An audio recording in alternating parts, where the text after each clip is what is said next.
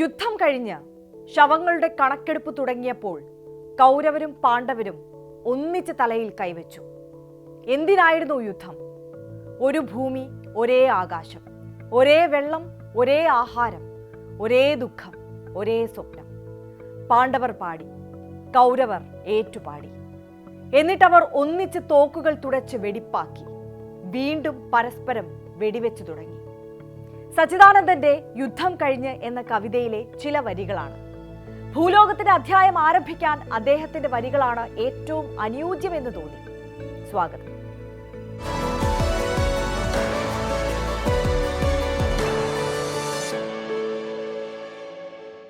പലസ്തീനും ലെബനനും പുറമെ ഇറാനിൽ കൂടി യുദ്ധമുഖം തുറന്ന് ഇസ്രായേൽ ലോകത്തെ ഞെട്ടിച്ചിട്ട് ഒരാഴ്ച കഴിയുന്നു.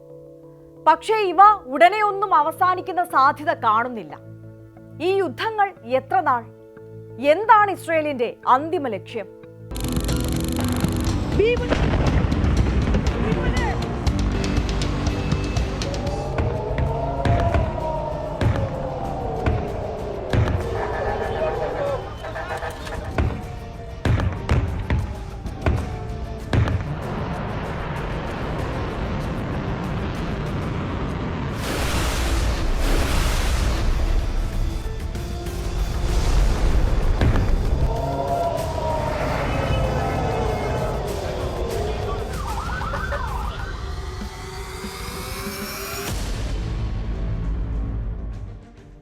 ഒറ്റ രാത്രി കൊണ്ട് ഇറാന്റെ സുപ്രധാന കേന്ദ്രങ്ങളെല്ലാം തകർക്കാനായിരുന്നു ആദ്യ പദ്ധതി.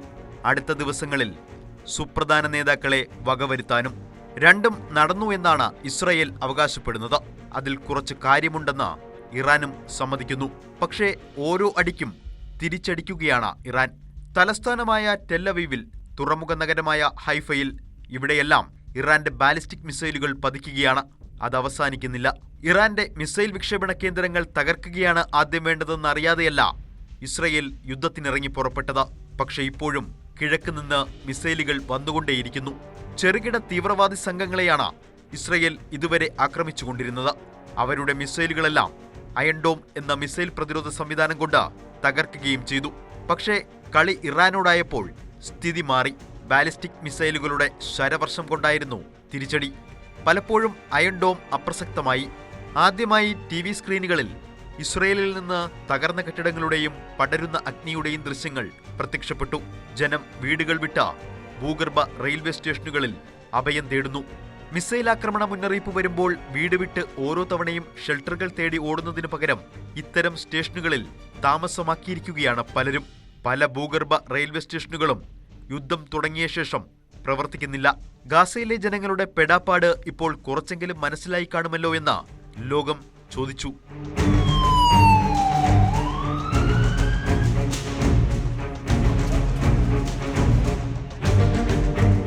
യുദ്ധതന്ത്രത്തിലും ആയുധങ്ങളിലും ഇറാൻ ഇസ്രായേലിനെ ഞെട്ടിക്കുന്നു എന്നാണ് പുതിയ റിപ്പോർട്ടുകൾ. ഒരു പോർമുനയ്ക്ക് പകരം നിരവധി പോർമുനകളുള്ള മിസൈലുകളാണ് അതിലൊന്ന്.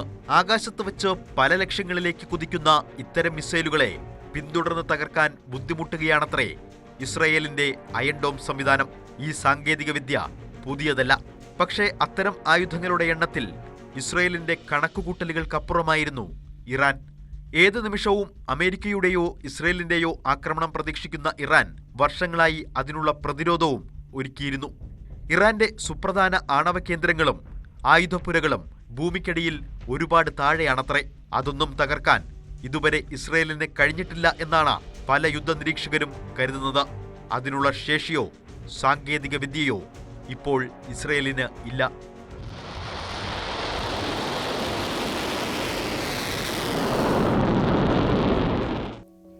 ഇപ്പോൾ തീരുമെന്ന് കരുതി തുടങ്ങിയ യുദ്ധം 2 ആഴ്ചയിലേക്ക്. ഇതുപോലെയായിരുന്നു ഗാസയിലെ ആക്രമണവും. ഒരു ചെറിയ തുണ്ടു ഭൂമി പിടിക്കാൻ തുനിഞ്ഞിറങ്ങിയിട്ട് 1 വർഷം കഴിയുന്നു. ഇപ്പോഴും ഹമാസ് എന്ന സംഘടന ചെറുത്തു നിൽക്കുന്നു.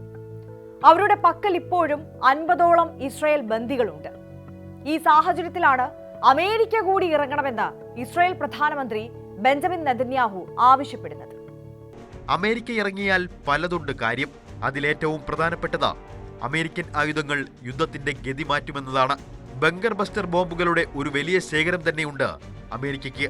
ഭൂമിക്ക് ഒരുപാട് താഴെ കോട്ടകെട്ടി സംരക്ഷിച്ചിരിക്കുന്ന ബങ്കറുകളെ വരെ അമേരിക്കൻ ബോംബുകൾ കണ്ടെത്തി തകർക്കും.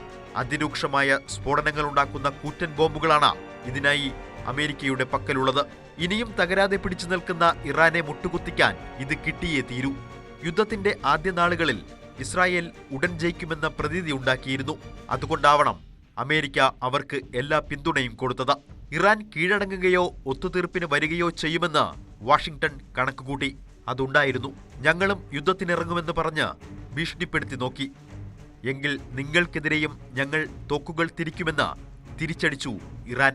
ഏറ്റവും ഒടുവിൽ 2 ആഴ്ചയ്ക്കകം തീരുമാനമെടുക്കുമെന്ന് പറഞ്ഞ് മാറി നിൽക്കുകയാണ് ഡൊണാൾഡ് ട്രംപ്.